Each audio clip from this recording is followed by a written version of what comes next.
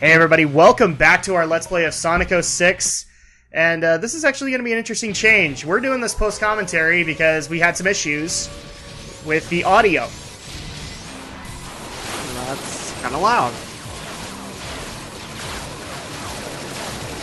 There we go. Yeah, so we're going to have to unfortunately do this post-commentary, which means you won't hear me bitch and moan nearly as much. And we're now starting into the Shadow storyline, and Shadow's ready to once again infiltrate Shadow Moses Island with the other Shadow Moses Island incident at hand. Exactly. Be prepared for a bunch of Metal Gear references, guys, because this really does look like Shadow Moses Island. So, just to kind of put things back on the cliffhanger, do we think, in the last part I said, do I think that this is going to redeem the game? I doubt it. We've played a little bit into the Shadow gameplay, and where I will say it is improved, it doesn't redeem Silver's gameplay. I don't think anything really in this game, at least to me, redeems Silver's gameplay. And now we are in White Acropolis with Shadow the Hedgehog. I'm just waiting for Maria to come out of nowhere and go, "Sayonara, Shadow the Hedgehog." Or adios. She says adios in the Japanese version. Oh, does she really? Yeah, she really does. This is one of those lost in translation things that I'm never going to understand with Sonic Team. But okay. So while we are making our way through White Acropolis, we'll be talking a little bit about the Shadow gameplay, but I do want to sweep a couple of things under the rug. I actually have done a bit more homework on Sonic 06's development cycle because it bothered me how badly this game looked and played and all that.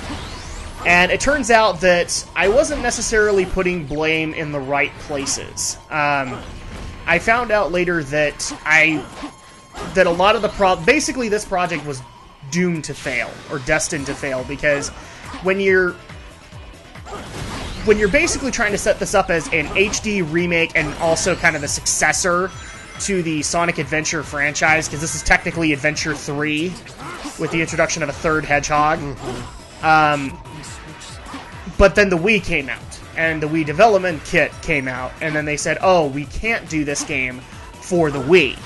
And then at that point, they split the team in half, and half the team went to go work on Secret of the Rings, and half worked on this game, yes. On 06. So at that point, where I was putting a lot of fault with the game testers, don't get me wrong, there's still some fault to be had all around in Sonic Team. The bottom line is that they weren't necessarily all to blame. A lot of the developmental staff was also part of that process, and then Alex even brought this to my attention. This game had 2 directors.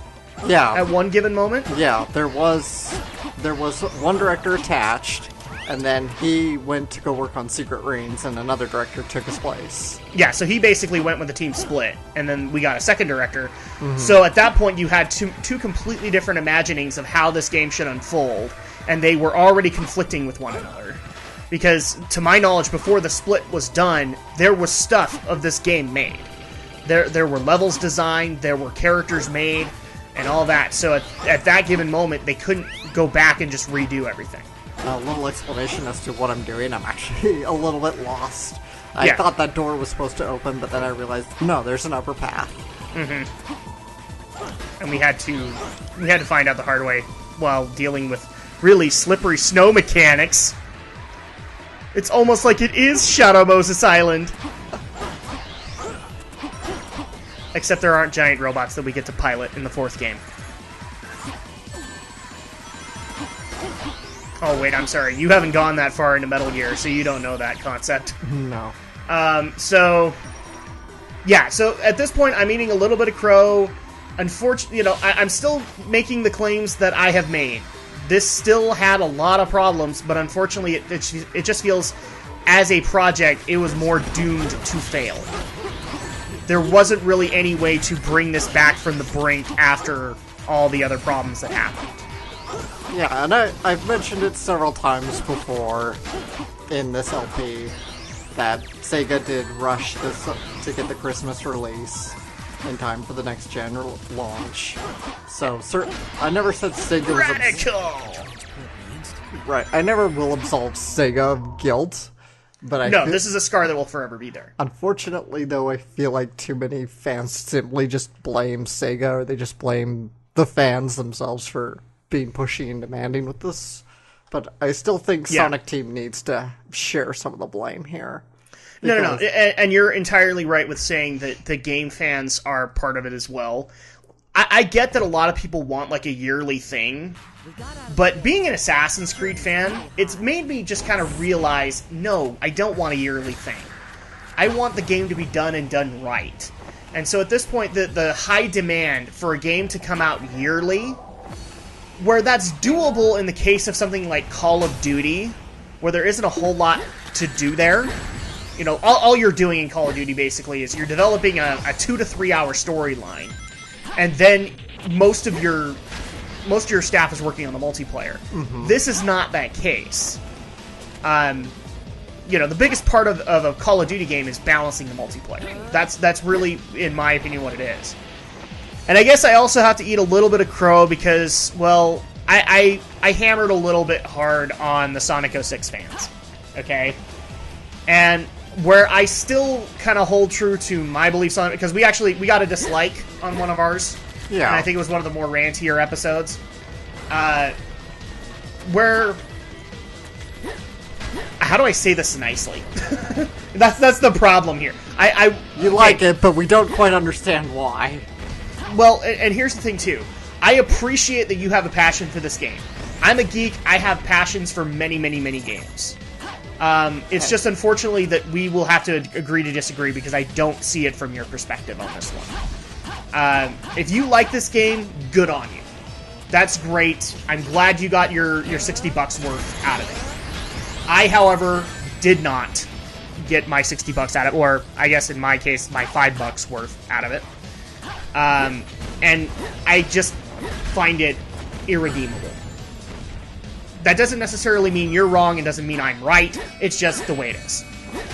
You know, I'm not necessarily going to agree with the COD fans either. I don't like the COD games.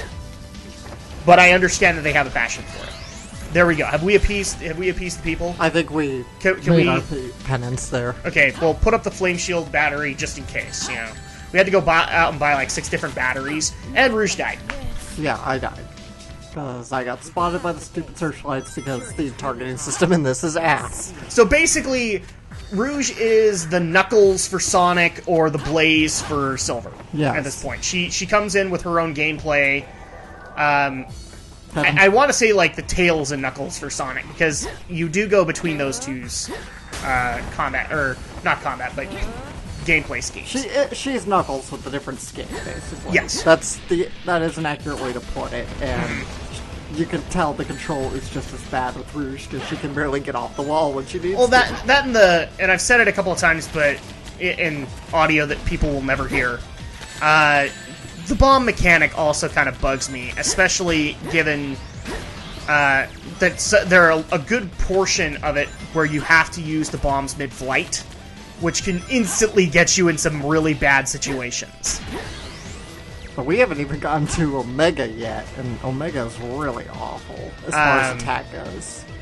Yeah, well, I'll take your word for that. But you'll see, pretty much. So, so where I will say that the gameplay gets a little bit better in Shadows, it does not redeem Silver's gameplay. I'm sorry, man.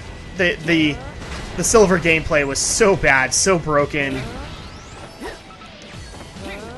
You know, and we were talking, of course, about this subject when we were still doing this live. Now yes. We're doing it post, but we're doing it live.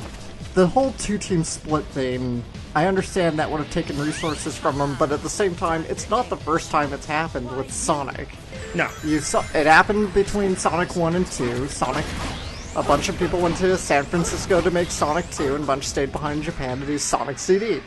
Mm-hmm. And with Sonic Adventure, many went back to San Francisco to do Adventure, others stayed behind in Japan to do Phantasy Star Online. Yeah, exactly. So, it just doesn't seem to me like a good idea for Sega to do that constantly. And I get their older games, and the technology's changed, and these were next-gen consoles, so there's definitely the learning curve to get through for the programmers. Because one of the things that kind of bugs me is a lot of developers wrote off the Wii is being very easy to develop for because it wasn't an HD console, but then they got the dev kit and had to deal with the motion controls and went, oh crap, how are we going to make this work? Because we have to make motion controls work on this bad boy, and we don't know how to do that. It bugs me because I think I'm not so sure I believe this game was destined to fail. The way it was going, yeah, it was doomed, but at the same time, if Sonic Team maybe had prioritized a little better. I mean, did we need multiplayer? No. Did we really need DLC? I mean, it's 2006. If you wanted multiplayer, you just pointed it out perfectly, Alex. There was DLC to this game. You make the the multiplayer DLC, and you add in battle arenas or races or whatever you want to add, and you leave it at that. Ooh. And of course, this is the most frustrating of Shadow's mechanics: is the vehicles. Yeah, the vehicles where some vehicles work splendidly, but they're only there for like 5 seconds.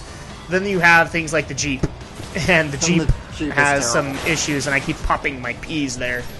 But yeah, the reason I say that, in my opinion, it was destined to fail is just because of all the problems that happened during this thing's development. Yeah. There was no way you were going to get, at the very... You can't take what's presumably going to be a turd and shine it up and expect people to think, oh, look, it's gold. And for the many mistakes and problems that happened in the development of this game, that's what it had become. That's the unfortunate part. What I really think they should have done is, if they were going to split the teams, they should have just started from scratch. Nobody... Like, here's the thing. I think I'm fairly good in saying this, Alex. Mm-hmm. Sonic fans are very devoted. I don't know, actually, we're quite a bit of a at that time, because you only had Adventure 1 and Adventure 2. Well, no, there was Heroes, and there was Heroes. Shadow, and... There's Shadow, and Shadow was kind of the black mark at that moment. Yeah. For most. But you still had a pretty loyal fan base. True. So at that point, loyal fans will wait for a good game. I'm a loyal fan of many franchises. I will wait for a good game. I will give you the time you need to get it done and do it right. Yeah. You know? And so in a lot of cases, I don't understand where people are just saying, oh, no, we need it out a year from now, and E3 trailer means that you have to have it out 6 months from now. No. If it means that they have to come out and be apologetic and say, look, we're trying to get this thing designed, I, as a gamer, have no problem with that, because it means I'm going to get a good product at the end. Definitely. This is why I support companies like, I keep on bringing up Blizzard Entertainment. Blizzard's kind of the big shining example of this. They will put things out years later to do as good a job as they can with that product, and then bring it out, and for the most part, it will be liked. You know, Blizzard games, I get that some Diablo had some issues amongst the fan base, but reviewers still thought Diablo 3 was fairly good, unless you were like a hardcore reviewer. And by hardcore reviewer, I mean like a hardcore Diablo 2 player. And I died. Yes, and you died. And at this point, I think is when we changed, because I just couldn't believe that the Jeep was this bad, so I asked Alex for the controller. And so now it's me at the helm with the Jeep. Or, I'm sorry, the Decepticon, because that's the joke we kept making. These things not look quite like Transformers. Yet, not quite yet. I don't think you're at the helm just yet. I think I gave it another shot, and then you took over. Oh, okay. Yes, I'm still gonna make the joke. It looks like a frickin' Transformer. It really does. Like, I swear I have I had a toy that was designed exactly like this as a kid. Oh, hell, Megatron. Well, I guess in this case it would be All Hail Shadow, because this Decepticon doesn't want to reveal its cover. It hasn't been ordered to mobilize yet. I still remember that scene from the first movie. Decepticons mobilize. I'm like, there's no such... That's one of those things where I kind of giggle. I'm like, Decepticons don't mobilize. They sit in the base and they go, "Oh, okay, it's time to attack the Autobots." The live-action movie or the The Michael Bay one. Okay. When they had that whole 10-minute cutscene of like Starscream sending out the message, Decepticons mobilize. Oh, right. We had to have the sound off. Yeah, that was cool though. It was cool, but like for a Transformers fan, it was kind of silly. It's like, you don't mobilize. You're in the underwater base or wherever your base is, and then you fly out. That's just the bottom line. So it was just kind of silly to me. It was cool, but it was still very silly. But wait, I actually liked one of those movies? Yeah, I did like the first. And I liked the third to some extent. I thought the third was a good plot for an episode. Sadly, I did not like The Age of the Marky Mark. So. Even though Alex and Aldo and Romney over at Geek News Reviews and Opinions have tried to make the argument so many times with me that it's a good movie. Nope. Michael Bay, as far as I'm concerned, as a Transformers fan, Michael Bay left a stamp of crap, and he will forever be not favorable in my eyes when he does a Transformers movie. Hand it over to Guillermo del Toro. I have no problem with this. And here he is, Shadow the Hedgehog. He's going one-on-one against the Searchlight. What? My Chaos Spears have no effect. And I think at this point, this is like the second to last Searchlight before you got frustrated and then I took over. It's just like this cheap gameplay. It can't be this bad, right? You know? And then I got my hands on it. But of course, we have to at least point this out, that Shadow is a very safe driver. Because he turns his head when he's backing up. Yes, he would very much pass his driver's ed course. Except the... he would not pass the weapons course because he can't shoot worth crap. Again, guys, aiming reticle would have been great here. Or just an auto lock. An auto lock, yeah. Auto lock. Like, which is something Shadow you know, the there are Hedgehog two had. missiles here. You could have 2 targets each time. Because it doesn't really look to me like you run out of ammo. No. You have energy on the Jeep, but you don't run out of ammo. So at that point, you could just fire your missiles, let targets reacquire, fire them again. In fact, that would be an interesting concept with these towers. Make, like, multiple targets that you have to hit. And then the tower goes down. Oh, there we go. We have Cautious Driver again.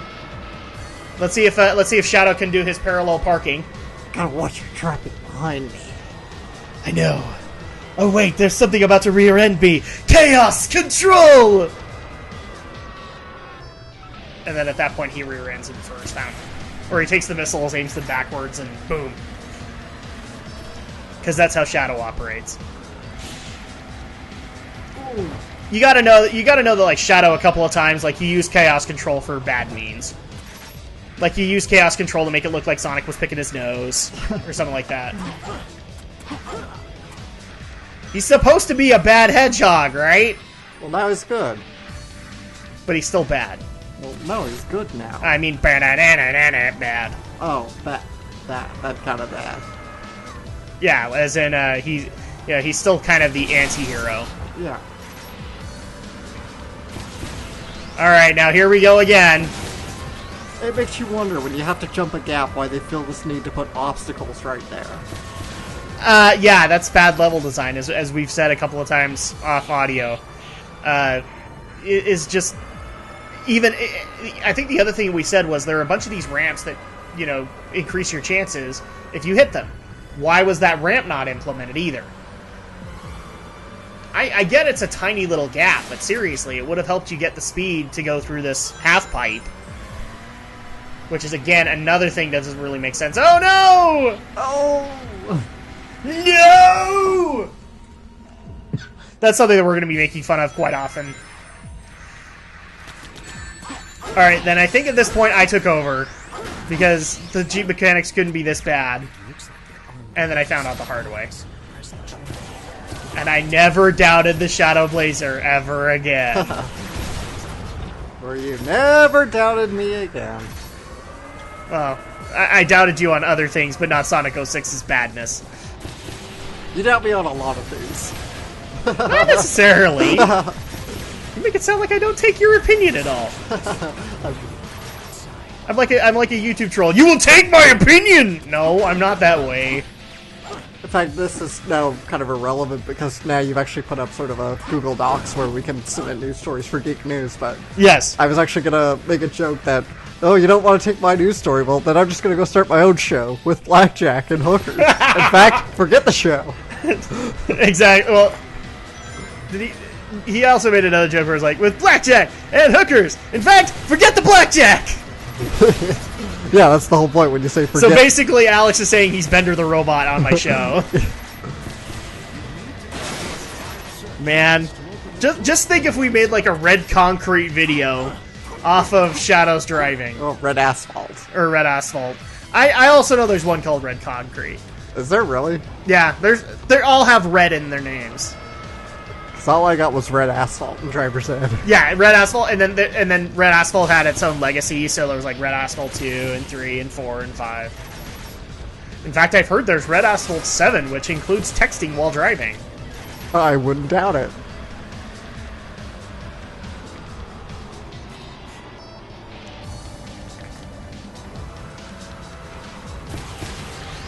I still remember one of the dinkiest posters I ever saw towards that whole concept, which was, before you LOL, remember to look both ways. Like, yeah, you're not going to make that, you're not going to crunch that down and have it make sense.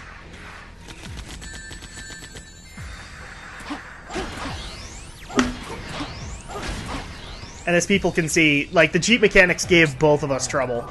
Just because it feels very, very sluggish to drive that Jeep. It feels like it weighs a lot more than it probably should in the game. It feels like driving a real Jeep, pretty much. No, I would dare not say that, because there are other driving games that make it feel like you're actually driving that vehicle and do it a lot better than this. It was just, you know, I know we've hit this, we've hammered this so many times, but it was really faulty use of the Havoc engine. And the fact that they didn't understand how the physics should work, and so in some cases they made things lighter than they should be and heavier than they should be. Or do I need to go into the whole concept of rings? How they're lighter than a feather and can fly off. Because Havoc physics engine, people. Exactly.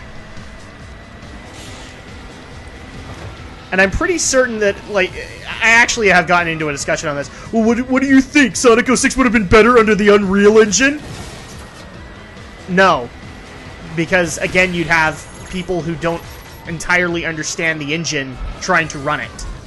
And then at that point, you would get something subpar at best. What really Sega should have done was develop their own engine. Adapted it. Which they have done since then. It's the Hedgehog. Oh, yeah. They've done that. And they did that with the adventure games. They should have just kept doing it. I don't know why they implemented Havoc. Because of Silver, pretty much. And people can't see me face-palming right now. But, you know, Silver was your own unique design, and because of Havoc, it failed. I don't even think... I've actually heard concepts where people have put up petitions trying to get Silver out of the canon.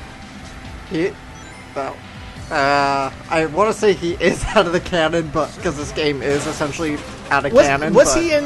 refresh my memory. Was he in Generations? I don't remember him. He had a cameo in Generations. Oh, that's right. He was a boss fight. Yeah, and he was a boss fight. And, yeah, it's... I mean, well, it's Sonic canon. It's always going to be a little messy, so... Yeah. It's hard to say, and it's... We haven't really seen Silver since then, except Generations, which is more of a cameo, because it's an anniversary title. And now we get to see Adam messing around with the Jeeps. He's like, I can get it up! I can get it up! So, yeah, I don't know the status of if Silver will ever come back for a future game. I wouldn't mind I don't know. I mean, I do know the Sonic team is trying to distance themselves from the crap kind of thing. They don't want to be, like... I think at some point Shadow got written out, just because they didn't want to take the risk. And then Silver, I don't think is part of it anymore. I'm not even sure if Blaze is part of it anymore. Blaze was in the BioWare games, but that was about it, I think. No, she was in Rush. Yeah, Rush. But that was before this. Yeah, Blaze is supposed to be her own continuity thing. It's supposed to be the alternate Sonic dimension. All right, and I think that's all the searchlights. Did I do it? Did I do it? Yes! Yes! And we're done! And let's see how well the Drak did. It's not like we're expecting S-class here, guys.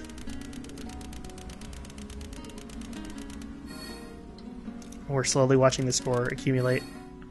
See. I need to stay focused. Well, I'm not going to be playing that much after this, but thankfully, White Acropolis is done. We've got one level out of the Shadow campaign. So that's a good thing. But in the meantime, I believe we are going to go ahead and take a break. When we get back, next time we're going to continue on in the Shadow campaign. And hopefully we will be back to regular live recording pretty soon. But till then, see you next time.